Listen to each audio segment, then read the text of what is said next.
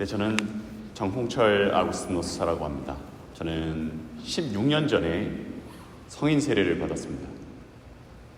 네, 그렇습니다. 저는 원래 가톨릭 신자가 아니었습니다. 그런데 어쩌다 보니까 이렇게 사제가 돼서 여러분과 함께 하나님께 예배를 드리게 됐습니다. 그러나 사실 어쩌다 보다는 아닙니다. 저는 오늘 하나님께서 어떻게 저에게 당신의 새로운 양식을 주셨는지에 대해서 여러분과 나누고자 합니다. 오늘 독서와 복음은 밥에 관한 말씀입니다. 이스라엘 민족이 이집트를 탈출해서 광야를 지나는 동안에 그들은 과거에 배불렀던 그 노예 생활을 그리워하면서 불평합니다. 그러나 바오로 사도는 에베소 공동체에 보내는 편지에서 우리는 옛 인간을 버리고 우리의 영과 마음이 새로워져서 하나님의 모습에 따라 창조된 새 인간을 입어야 한다고 권고하고 있습니다. 오늘 복음이 핵심인데, 오늘 복음은 원래 생명을 주시는 빵에 관한 복음이었는데 가해 복음을 읽어주셔서 조금 당황했지만 여러분 모르셨죠? 알고 계셨죠? 네. 그러나 사실 가해 복음과 오늘의 복음, 이 생명의 양식인 예수님 자신에 대한 복음은 두 개가 이어지는 것입니다. 그것은 모두 양식이신 예수님에 대한 이야기입니다. 이 복음에서는 오늘처럼 이렇게 예수님께서 일으키신 기적들, 특별히 이렇게 많은 이들을 먹이신 기적들을 보고 사람들이 예수님을 따른 이 일화를 전하고 있습니다. 이 군중들에게 예수님은 다음과 같이 말씀하십니다. 너희는 썩어 없어질 양식을 찾으려고 힘쓰지 말고 길이 남아 영원한 생명을 누리게 하는 양식을 얻으라고 힘써라. 어쩌면 여러분 중에 어떤 분은 저와 비슷한 여정을 걷고 계실지도 모르겠는데, 저는 군에 있는 동안 성당에 처음 오게 됐습니다. 그 전에도 물론 가톨릭 교회에 대한 약간의 호기심을 가지고 있었습니다. 하지만 하나님이나 신앙을 갖는 것에 대해서 별로 관심이 없었습니다. 그때까지만 해도 저는 군 복무를 마치고 부족한 공부를 보충해서 연구자나 교수가 되고 싶었습니다. 그런데 당시에 저희 사관 후보생들은 매주일 종교 집회에 가야만 했습니다. 저는 그 당시에 이제 종교 기관들, 예배당이나 성당이나 법당이나 이런 데서 주는 간식 같은 것, 그리고 공연, 이런 거에 별로 관심 없었습니다. 하지만 그 수녀님들께서 저희 비신자들을 위해서 나눠주시는 가톨릭에 대한 소개, 그리고 교리에 대한 간추린 설명들은 제가 그 전에 들어보지 못한 아주 새로운 것이었기 때문에 저는 점점 관심을 갖게 됐습니다. 물론 그 처음에 교리 받으셨을 때를 기억하시는지 모르겠습니다. 교리 내용은 제가 알아듣기 어려웠습니다. 하지만 그럼에도 불구하고 저는 이상하게 그 내용에 점점 흥미를 갖게 됐습니다. 처음에는 물론 세례 받아야겠다는 생각은 없었습니다. 그런데 교리 중간에 세례를 받고자 하는 사람은 세례를 신청하나 라고 하는 그 수녀님 말씀에 저는 영문도 모른 채 얼떨결에 신청했습니다. 제가 그때 왜 그랬는지는 사실 기억이 잘 나지 않습니다. 그러나 교리를 들으면 들을수록 나한테 이 가톨릭 신앙을 갖고 있는 게 도움이 되겠다, 이건 나쁜 것은 아니겠다라는 생각이 들었습니다. 그렇게 교리가 조금씩 더 진행되고 제 자신의 이제 세례명에 대해서 조금 숙고해보라, 찾아보라는 초대를 받았을 때 제 안에서 떠오르는 인물이 아우구스티노 성인이었습니다. 그는 잘 알려진 것처럼 젊을 적에 아주 방탕한 생활을 했습니다. 하지만 이후에 회심해서 세례도 받고 착하고 성실하게 살았죠. 저는 그렇게 저도 세례를 받으면 성인처럼 훌륭한 사람이 되고 또 모든 유혹들, 저의 옛날의 악습들, 죄들 이런 것으로부터 자유로워질 줄 알았습니다. 보다 정확하게 말하자면 저는 그러한 성인이 되고 싶었습니다. 그래서 세례를 받았지만 그 결과는 어땠을까요? 물론 그런 일은 일어나지 않았습니다. 저는 여전히 죄 많고 유혹에 걸려서 넘어지고 제가 나아가야 할 길을 찾지 못해서 헤매곤 합니다. 그리고 저는 아직도 제가 그 하느님을 모르던 때로 그 과거의 삶의 양식으로 되돌아가곤 합니다. 그럼에도 불구하고 제가 지금껏 교회 안에서 배우게 된 한 가지가 있습니다. 그것은 하느님께서 이렇게 부족하고 약한 저를 그대로 사랑하시고 용서하시고 무엇보다 제가 기쁘고 행복하게 살기를 바라신다는 것입니다. 이렇게 하느님은 저에게 늘 참된 평화와 기쁨을 주고 싶어 하십니다. 저는 이렇게 저를 향한 하느님의 뜻을 알게 된 저의 감사로부터 그리고 하느님께서 주시는 위로와 사랑 외에는 다른 어떤 것으로도 채울 수 없는 저의 갈망과 또 허기로부터 우리가 이 함께 받게 된 영원한 생명에 대해서 증언하고 싶어졌습니다. 그래서 제가 모신 하느님의 말씀은 저를 향한 그리고 모든 인간을 향한 하느님의 부르심, 너 어디 있느냐 하는 부르심입니다. 이 말씀은 생명의 양식인 예수님을 알게 된 제가 정말로 믿음의 새로운 삶을 살고 있는지 아니면 다시 내 자신의 힘과 노력과 성취에 의지하는 그런 교만의 옛 삶으로 돌아갔는지를 확인하게 해주는 그런 물음입니다. 이 말씀과 함께 제가 모신 그림은 제 상본 그림 속에 인물이 있습니다. 한 인물이 이렇게 쭈그려서 무언가를 열심히 측정하고 있는데요. 그는 인간 이성의 힘 그리고 자기 힘을 의지하는 그런 인간의 어리석음을 상징하는 자입니다. 그리고 그것은 저 자신이기도 합니다. 그것은 마치 군중들이 예수님께 그러면 무슨 표징을 당신이 보여줘서 내가 그것을 보고 당신을 믿겠는가? 라고 물는 것과 같습니다.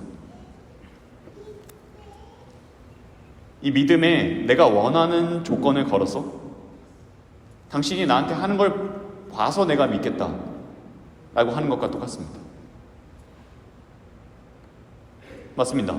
아무도 우리가 믿도록 강제할 수 없습니다. 우리에게는 오직 다음에 예수님 말씀이 맡겨졌을 뿐입니다.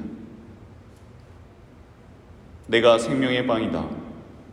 나에게 오는 사람은 결코 배고프지 않을 것이며 나를 믿는 사람은 결코 목마르지 않을 것이다. 안녕하십니까. 저는 최재석 프란치스코라고 합니다. 아그네스 본당 한인공동체 설립 56주년을 맞아서 이 중요한 자리에서 제가 복음을 잘못 읽었습니다. 너무 떨려서 그랬습니다. 이 시간 하느님께서 저희 수도 여정 어떻게 이끌어 주셨는지 저희 부모님 얘기 간략하게 나눌까 합니다. 저희 가족은 아버지, 어머니, 저 그리고 누나 이렇게 4명인데 누나가 저보다 먼저 5년 먼저 수녀회 입회를 했습니다. 누나가 부모님께 수녀회 입회하고 싶다는 뜻을 밝혔을 때가 제가 고등학교 3학년이었는데 집에 오니까 아버지가 식음을 전폐하고 누워 계시더라고요. 그 마음을 다 이해할 수는 없지만 당시에는 누나를 수녀회에 보낸다는 게 딸을 잃어버린다고 여기셨던 것 같아요. 그래서 이제 누나의 뜻을 꺾을 수는 없었고 대학을 졸업하고 간다라는 조건으로 허락을 하셨는데 아버지가 계속 그 없는 살림에 누나한테 영어 필요하니까 좀 영어 공부 1년 하러 나가야 되지 않냐, 중국어도 필요하니까 또 1년 해야 되지 않냐. 이해가 되시겠죠? 졸업을 최대한 미루려고 그렇게 시간을 누나가 보내게 했던 것이죠. 그렇지만 누나는 마음을 바꾸지 않고 수녀회에 잘 입회해서 지금까지 잘 살고 있습니다. 그 누나 입회식 때 영상을 찍었어요. 근데 어머니한테 듣기로 아버지가 누나 입회식 이후로 매일 밤에 이제 퇴근을 하면 술을 드시고는 그 영상 비디오를 계속 보면서 이제 엄마한테 딸 데려와 이러시니까 엄마는 이제 짜증나서 그만하라고 소리치고 그랬다는 이야기를 들었는데, 그런 상황에서 이제 저까지 사제가 되고 싶다는 말을 하기가 힘들어서 좀 오랜 시간을 좀 기다려야 했습니다. 결국에는 아버지가 저까지 하느님께 봉헌하는 걸 받아들여 주셨고 그래서 입회를 하게 되었습니다. 그 어머니 관련해 가지고 제가 수련기 때 있었던 에피소드 하나 전해드리려고 하는데요. 그 수련기라는 게, 수련원이라는 곳이 예수에 처음 수도에 입회를 하면 2년 동안은 외부와 모든 연락이 단절된 곳에서 지내게 됩니다. 기도 생활을, 수도 생활의 기초를 쌓기 위해서요.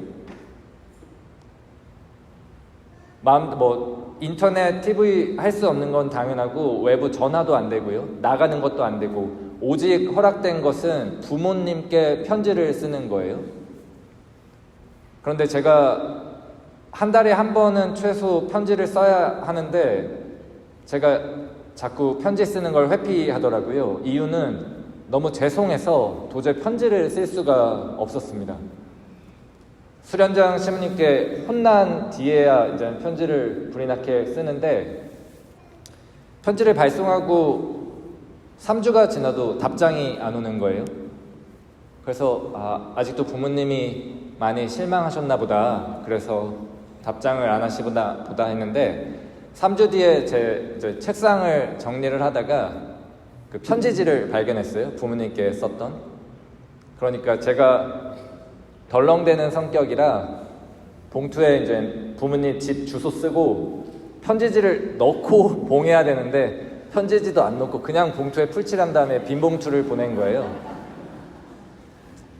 그래서 바로 불이 나게 편지를 다시 넣고 죄송하다는 말씀을 덧붙인 다음에 보냈는데 그 다음날 바로 답장이 왔습니다. 그러니까 빈 봉투에 대한 답장이 온 것이겠죠. 그 편지가 어머니가 쓰셨는데 이렇게 시작했습니다. 재서가 빈 봉투 잘 받았다. 근데 나중에 아버지께 들은 이야기인데 이제 두 분이 퇴근을 하시고 제 편지가 온 걸 발견하시고 너무나 기뻐하셨다고 해요. 근데 이제 편지를 딱 뜯었는데 편지지가 아무것도 없으니까 당황을 하셨겠죠. 아버지는 제가 이제 덜렁대는 걸 아시고 얘가 또 실수로 편지지를 빼먹었다라고 바로 알아채셨는데, 어머니는 이제 너무 편지를 기다린 나머지 그 아파트에 사는데요. 그 아이들이 가끔씩 그 편지 오면은 그걸 막 뜯고 장난치고 한다는 것, 그런 얘기를 들으셨나 봐요. 그래서 그날 저녁에 이제 밖에 나가서 편지지 찾는다고. 이제 아버지는 말리려고 했는데, 왜냐면 편지가 뜯긴 자국이 하나도 없으니까. 근데 그냥 뛰쳐나가셔서 그날 저녁에 24층 아파트를 이제 2번을 계단을 오르락 내리락 하셨대요. 편지를 찾는다고. 그 부모님 사랑을 깨달으면 깨달을수록 그 하느님 사랑이 얼마나 큰지를 함께 깨닫게 되고요. 또 우리 모두가 하느님의 자녀라는 점에서 사람 한 분 한 분이 얼마나 소중한 존재인지, 여러분들 모두가 누구에게 그렇게 소중한 존재이고, 또 많은 분들이 여러분들에게 그렇게 소중한 존재를 또 키우고 계시고, 그렇게 여러분들 모두가 하느님의 사랑받는 자녀, 소중한 존재라는 것을 제 삶 안에서는 부모님을 통해서 그렇게 깨달을 수 있었던 것 같습니다. 앞으로도 사제로서 살 때 이 마음 간직하면서 신자분들 소중히 여기고 선하게 성실하게 살 수 있도록 노력하겠습니다. 감사합니다. 안녕하세요. 저는 도윤호 세례자 요한입니다. 저희 다른 두 신부님, 그리고 올 가을에 부재서품 받을 우리 수사님과 함께 한날 한시에 예수회에 입회했습니다. 이렇게 10년 반 정도 시간이 지나서 이렇게 서품을 받고 미사를 드릴 때마다 굉장히 감사한 마음이 듭니다. 특히 또 이렇게 본당의 큰 축일에 이렇게 함께 할 수 있어서 더 큰 기쁜 마음이 드는 것 같습니다.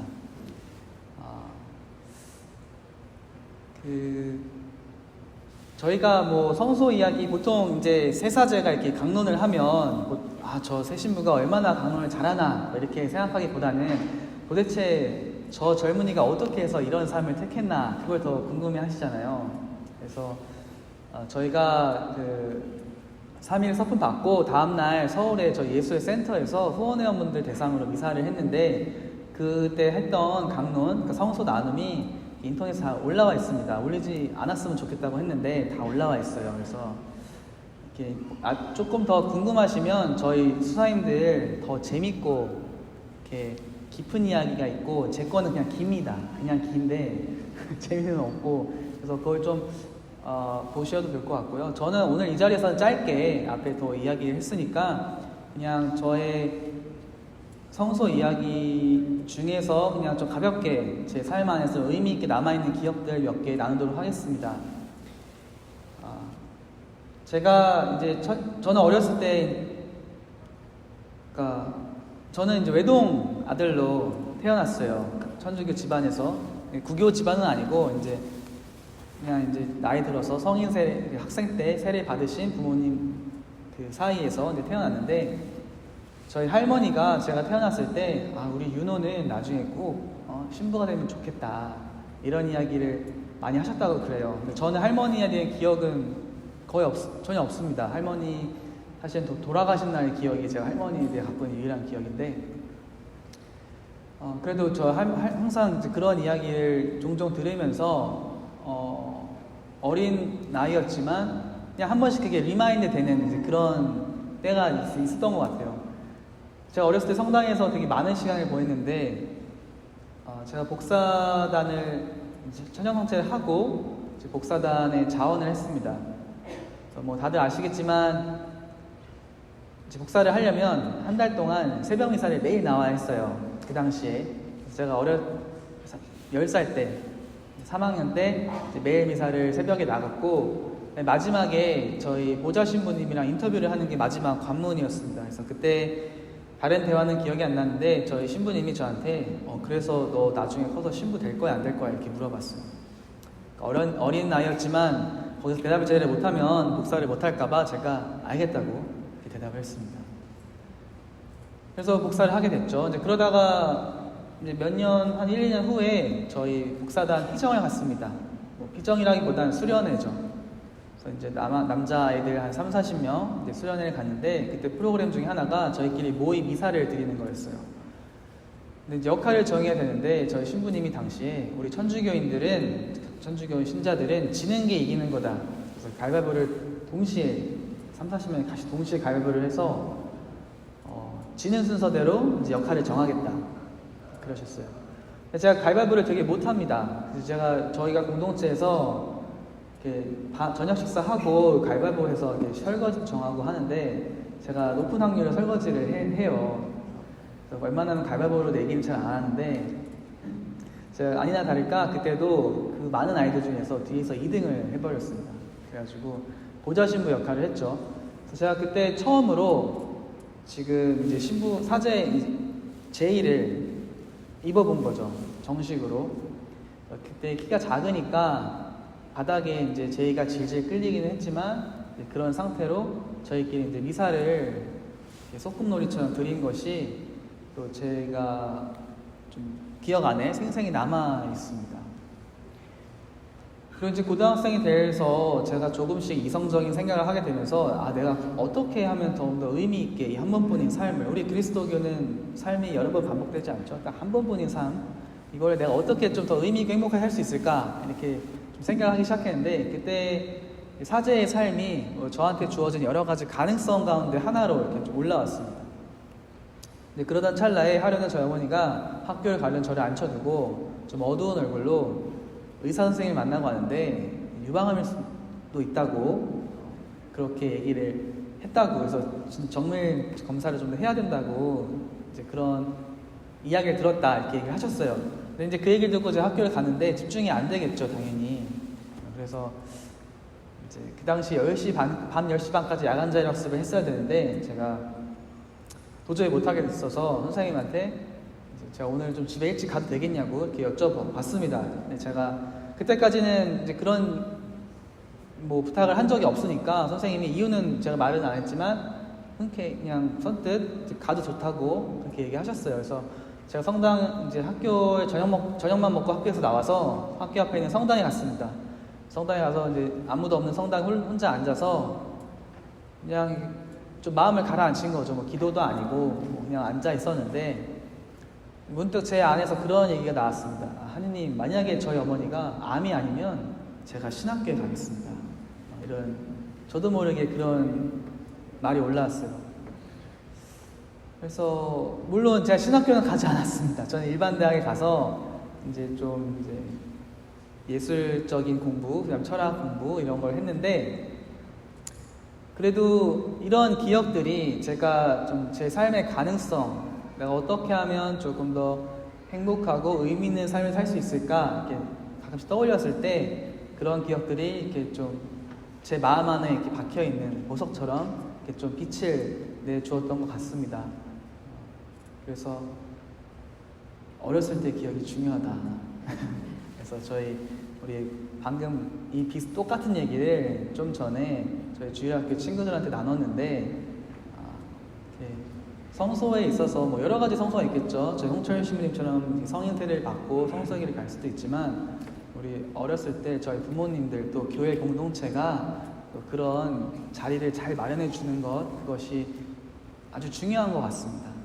결국에 저는 한국에서 왔지만 또 우리 아그네스 성당 공동체 컨텍스트는 또 미국에 있으니까 또 이런 지역, 로컬 또 성소가 또 중요하잖아요. 그래서 우리 공동체가 또 그런 장을 마련해 줄 수 있으면 좋겠다는 그런 말씀을 드리고 싶습니다.